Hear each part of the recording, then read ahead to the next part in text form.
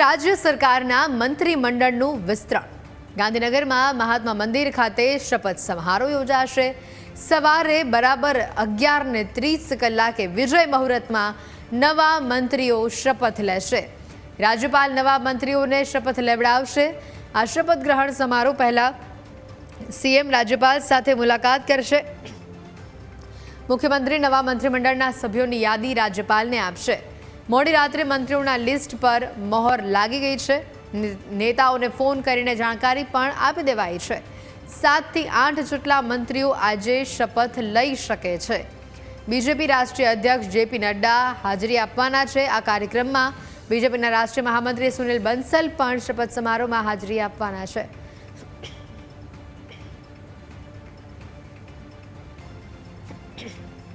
ગાંધીનગરમાં મહાત્મા મંદિર ખાતે શપથ સમારોહ આજે યોજાવાનું છે અને તમામ તૈયારીઓને આખરી ઓપ આપી દેવામાં આવ્યો છે. સવારે 11:30 વાગે મંત્રીઓ શપથ લેશે. રાજ્યપાલ નવા મંત્રીઓને શપથ લેવડાવશે. 7 થી 8 જેટલા નવા મંત્રીઓ શપથ લેવાના છે.